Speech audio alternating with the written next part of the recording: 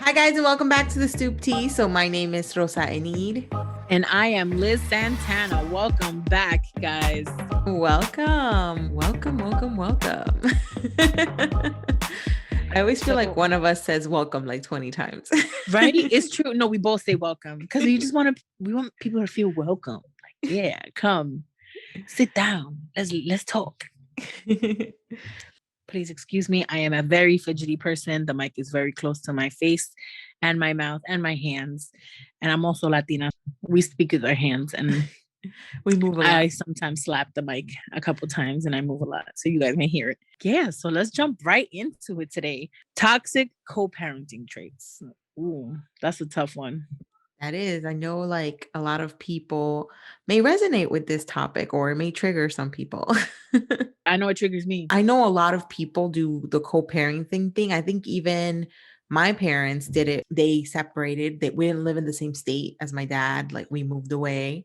So every summer me and my brother would come to New York and spend it with my dad. So that was kind of like co-parenting. Co-parenting's been happening for a really long time. Co-parenting has become definitely more common now. Like it was common. It was known about back then, but I don't know. I feel like growing up, there you had a lot more friends that lived with both parents as opposed to now, like almost everybody has a stepdad, a stepmom, or they're co-parenting. Yeah. You know what I mean? Or they live with mom or dad. That's okay. There's nothing wrong with that. You know what I mean? I feel like when it comes down to the separation of it, like when two people separate, a lot of the times, most of the time, people leave with resentments. Kind of like in our last episode, there's resentments on both parties. When there's resentment, right behind it comes like spiteful actions.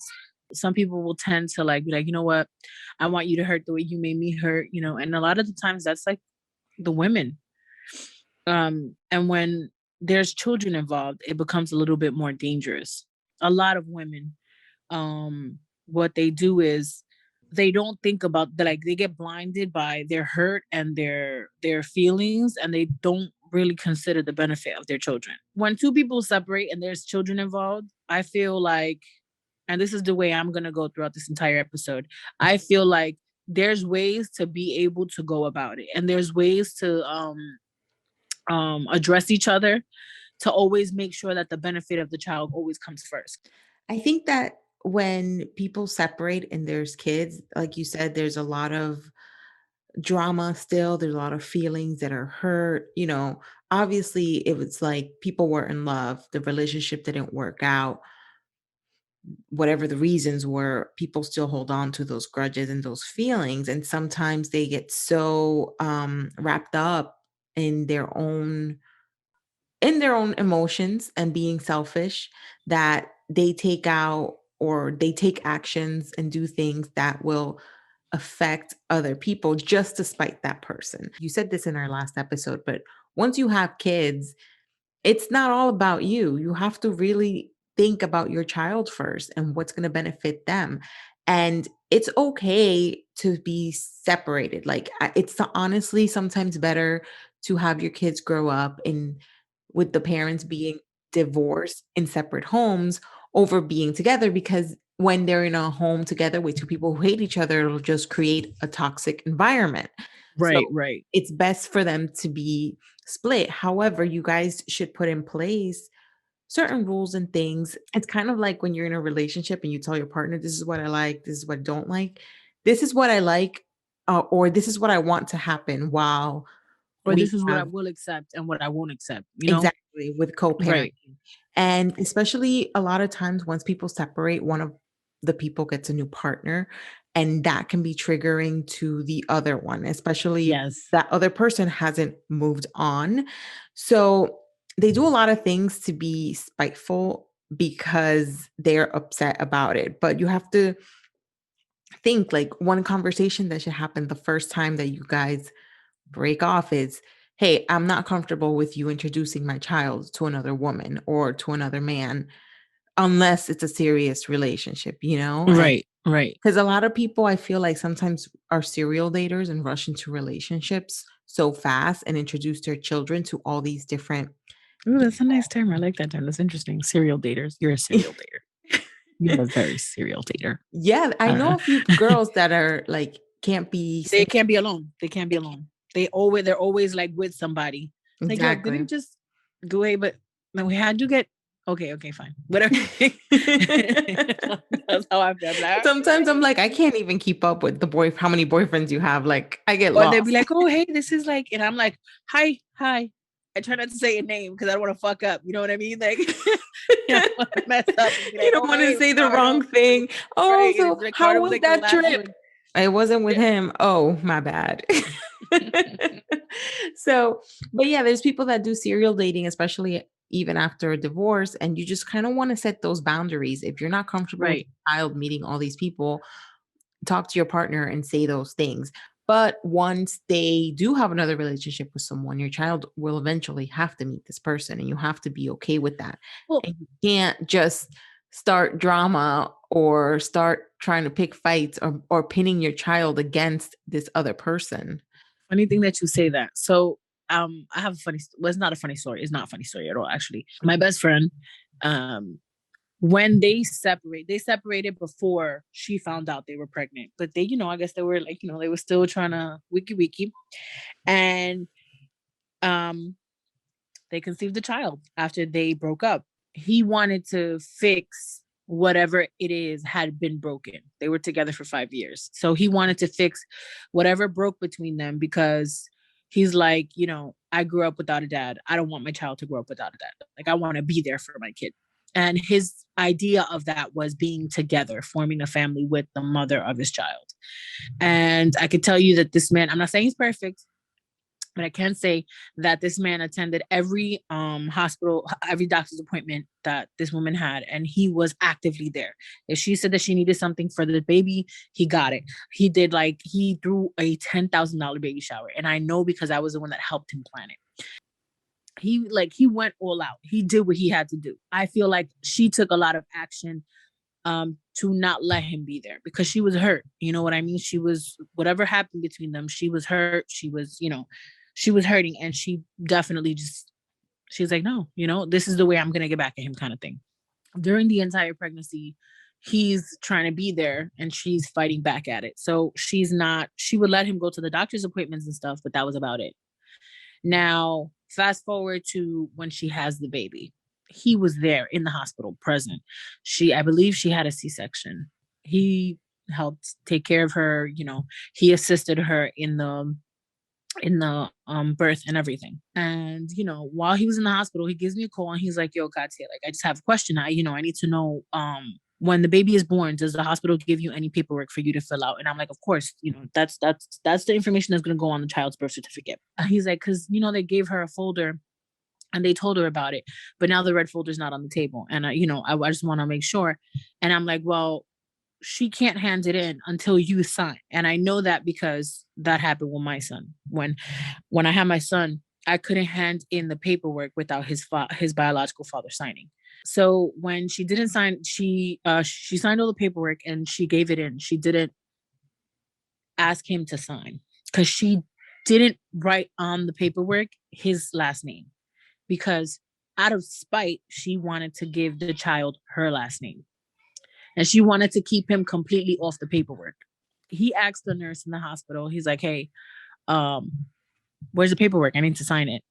The nurse, instead of giving him the paperwork, she went and she asked the child's mom for permission. I don't know if that's what she had to do.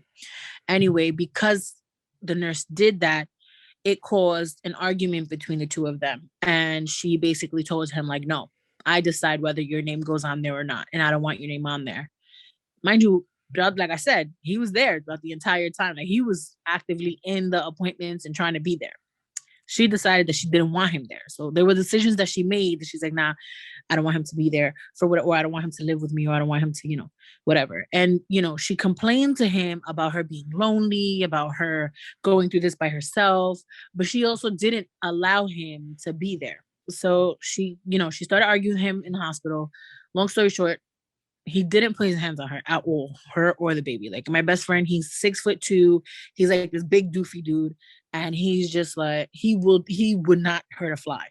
She told the hospital, she made the hospital call security, and she told the hospital that he was a threat to her and her child.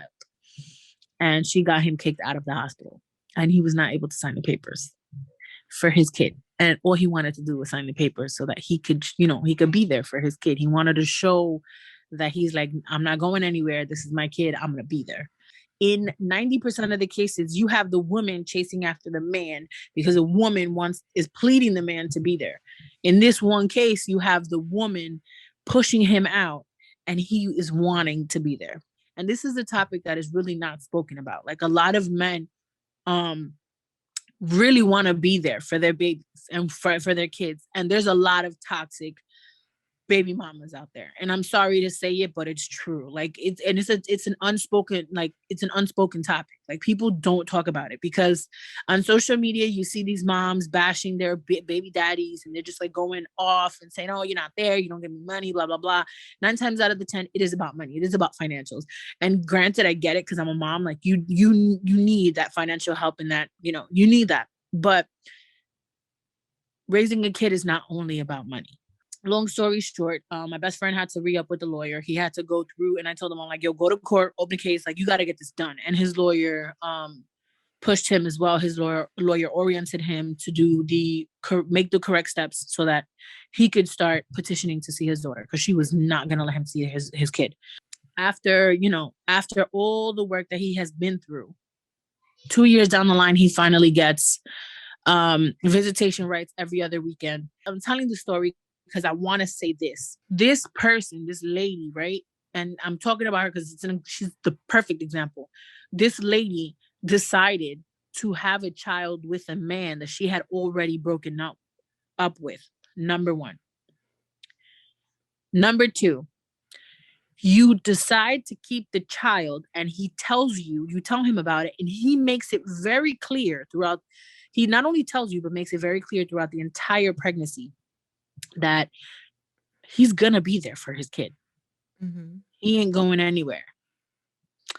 And you deliberately, time in and time out, try to sabotage his relationship with his kids. She's just being selfish. She's got issues that she needs But do you to think work on. I think she's being stupid. I think she looks stupid. Yeah. Because I feel like if you had enough, and in Spanish, I should not say this, but I'm gonna say it because this is Spanish in me. Si tú tuviste el suficiente para acostarte y de abrirlo para crear un hijo, and what I'm saying in Spanish is for all those people that don't speak Spanish.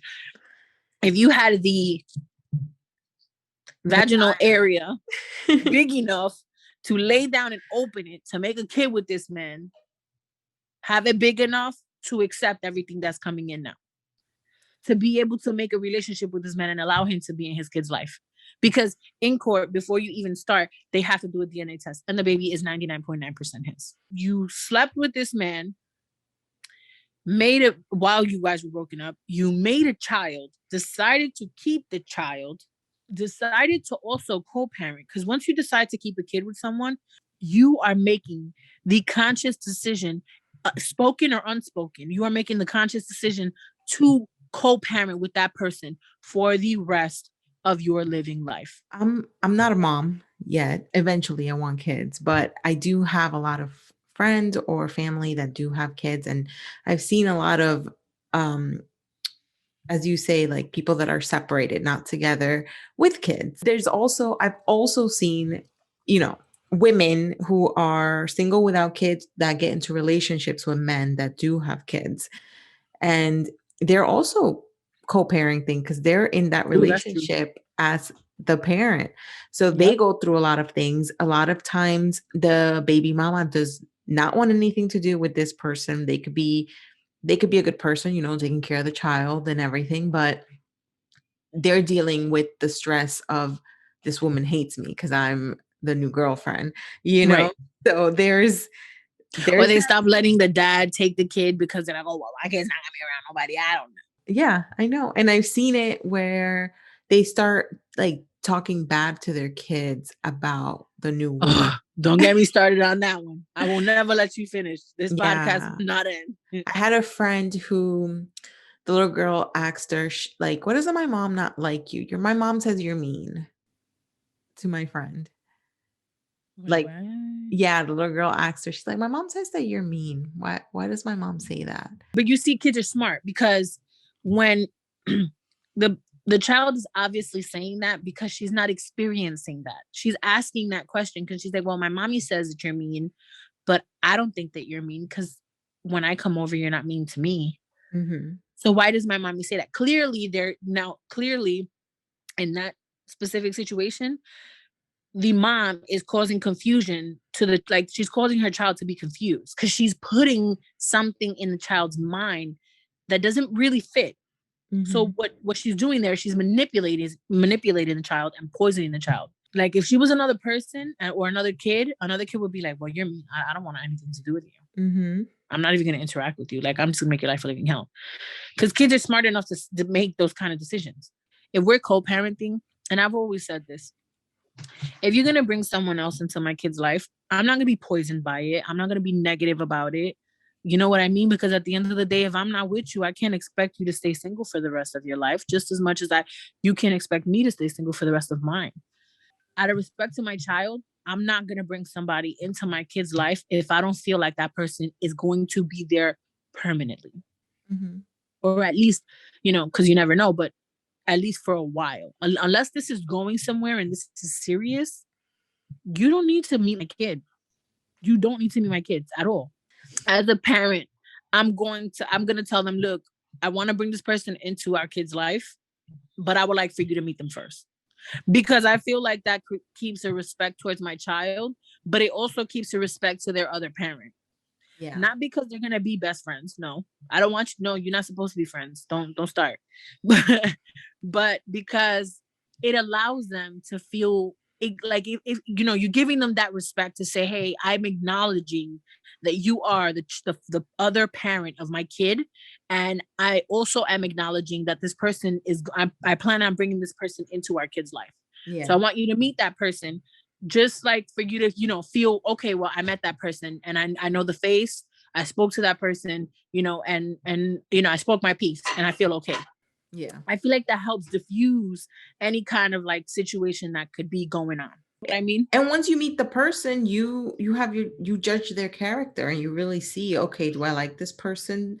Do I not? Am I comfortable with this person being around my child? Am I not? And you talk about it with the child's parent, the father or the mother, whoever. You know what I mean? Because when you meet someone, you can already tell, like, oh, okay, that's a good judge of character to be around my child. Or no, I don't want this person to be around my child. As like co-parenting, number one, I want to. I'm not saying that I'm going to be best friends with that person, but I want us to reserve the right to introduce those people, like other significant others, to each other because um they're going to be in our kid's life. So we're always going to share little person that is going to always have a piece of us. And I watched this Instagram family. They're called the Banks family, and Annie Banks. He's a YouTuber, and believe it or not, his oldest daughter lives with him, but he co-parents with her mom. And the way that they co-parent, and they're young, they're all young, they're all like in their early 20s. The way that they co-parent, I really wish that everybody could co-parent that way, because you could clearly see, because his child's mom, his oldest daughter's mom, has a partner, and he has a partner, and he has two daughters with that partner, and his child's mom has a son with her partner.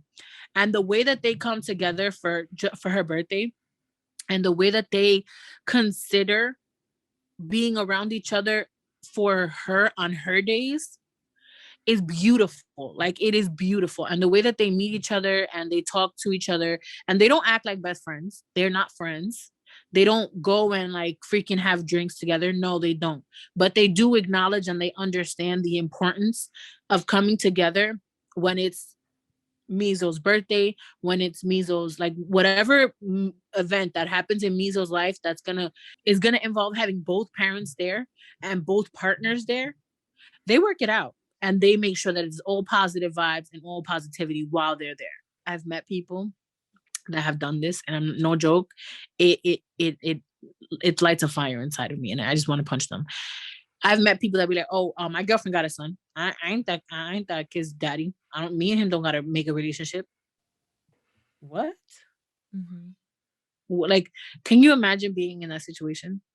Horrible. Like, I wouldn't even be with someone that like that because you have to pick a partner that's gonna love your child. If they love you, they have to love your child as well. Do you know the Right. neglect that your child is gonna feel from that relationship? It's horrible, and Or the that's some balance that you're gonna have to have, it's not worth it. It's not worth it. also the fact that that person's not gonna understand you when it comes to making certain decisions because you're gonna make decisions based on your child, and this person is not gonna understand that. They're gonna be like, thinking, "Oh, you always put your kid first," but, Hello? people that are like that then should not be with someone that has kids. So I do have another friend who well, she has 2 kids, she had gotten Mhm. divorced, and she dated for a while before her kids even met anybody. She got in a serious relationship. The person that she ended up matching well was with a person that had another child, and his child was around the same age as her kids, and they kind of had that same trajectory of we got married young, straight out of high school, we had kids, and then we got divorced, and then we were Right. single for a while, and they both were doing co-parenting, both of them. Right. Dating, that was one thing that they bonded over and that made them, stronger. They're married now and stuff, but they have a really healthy relationship of having their kids and still doing the co-parenting thing with the other person. Like, I think that's the Yeah. most healthiest, but to both of them, each other's kids, it's their child too. It's not like, oh, Right. those are her kids. That's 100%. And it's like, 100%. this is our family. These are all my My kids. kids, right. And that's the way it should be spoken about, because imagine being a parent and like I just like I don't know, this is so tough. This is so touchy to me because I have kids. Um Imagine being a parent and you like imagine somebody treating your kid different because and you treating somebody else's kid different. You know what I mean? Like that's horrible. That is horrible. Like I'm gonna if I'm with someone and they have kids, I'm gonna treat them all the same Mhm. because I wouldn't want for my kid to go somewhere else and be treated any different. You don't want your child affected again. There's all these traits and things that people do and don't realize how much effect it has on their kids and their mental health until they're older, Yeah. And Yeah. then your kids all like They can't have even more lead like issues. healthy relationships because they just that's not what you taught them. That's not what they learned. You know what I mean? Like Mhm. it's horrible. It really is. Certain traits that my mom had that weren't healthy, how she treated my dad in a relationship, I picked those up. Um, and I had to learn the hard way of like, this is not the right way to do things in a relationship. Like you have to Right. act different. Like when she was mad at my dad, she wouldn't talk to him. She'd ignore him. She wouldn't cook for him. Like that's how he knew she was mad. And I always thought like that's how you have to be when you're mad at somebody instead of actually just talking to your partner. So that's something Right. I had to learn the hard way. But it just goes to show you how kids learn certain things from their parents. 100% true. Yeah. 100% true. Yeah. I mean, look, my father used to drink a lot when I was younger, and my mom was a woman that she had before she met my father. She had two older sons that were not his. Mhm. So, my father, she did not want to. She felt like I already have two older sons that are not being raised with their father. I don't want to have four kids that are not being raised with their father. Yeah. So my mom held on. Don't get me wrong, I have a great relationship with both my parents now as an adult, but there's just certain things that I don't feel like I would put my kid through that I went through. Yeah. That affects. It really Yeah. makes a very big dent Y in how you are as an adult. y And we are living examples of it, Yeah, you you know? brought up a good point because it reminded me of my brother a lot, mainly because, my dad used to drink a lot when we were younger. Obviously, like our dads used to get together and get drunk. Yeah. Like that was the thing to do on a freaking Thursday in New York, Yes, right? it was Thursday, Friday, Saturday, Sunday. Our parents would have parties together, so our Yeah. dads would be the ones drinking the most. But anyway, Yeah. um, my when my dad would get drunk, he would like talk so much about how much he loved me and that I'm his favorite child, and he would cry about me or my accomplishments or whatever. And here you have my brother sitting right next to me and he's like hearing all this. As an Right. adult, I'm closer to my dad than my brother is. Like my brother's and it affects my dad because my dad's like, "Oh, he doesn't call me.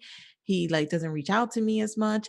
And it's like, well, he didn't have like the best um relationship with you like I did growing up. You know what I mean? And my brother's younger than me by He was, like, 3 always years. in your he always made him feel like he was in your shadow, or maybe he couldn't amount to the I same things that you did, you know? Probably, and he used to try to do tough love with my brother when he would drink, so I think that that affected my brother too.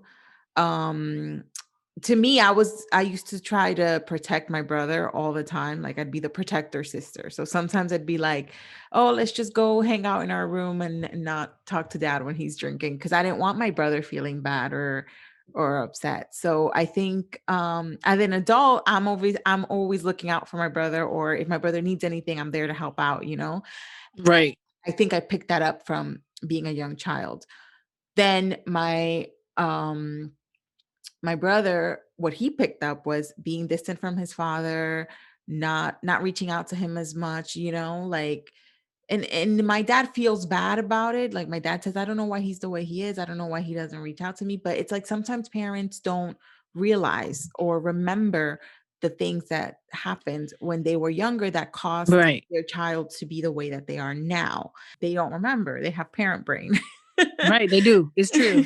It's true. So It is I don't know if you 100% true. guys know, but Liz and I had talked with when we did the episode with our friend Shira, we mentioned that sometimes we didn't include this in the episode, but we mentioned that sometimes parents have what's called parent brain or Parent mommy brain. brain, where it's like you don't remember any of the hard times with your children when they were little. You only No. remember all the good stuff.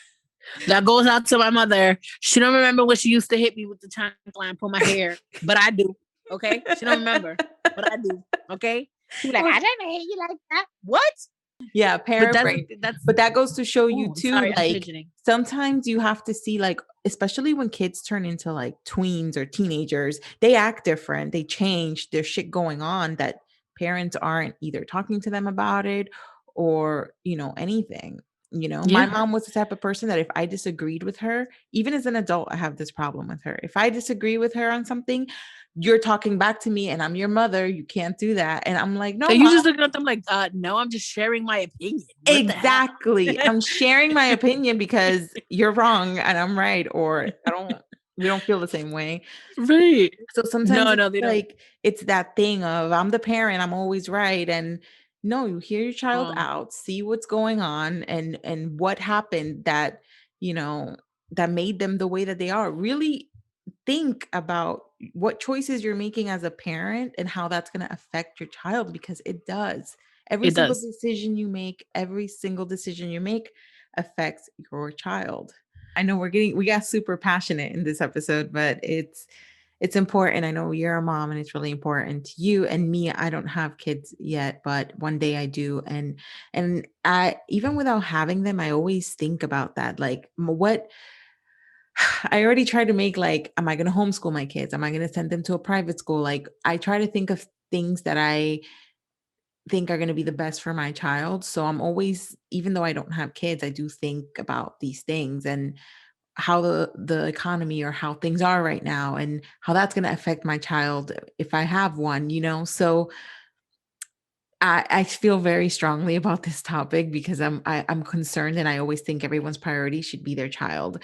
Even with my friends who have kids, I feel for them and I see what they go through um being a parent nowadays in 2021. So um yeah, this topic was a strong one and I know it's going to probably affect a lot of people. Um but yeah, if you guys want to join the conversation with us, you guys can send us an email. So you can send us an email at askus@stooptea.com. That's ask@stooptea.com.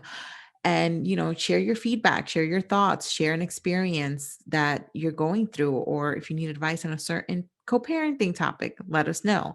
So yeah, well, that's pretty much it. Where else can they find us, Liz? can also find us on Instagram.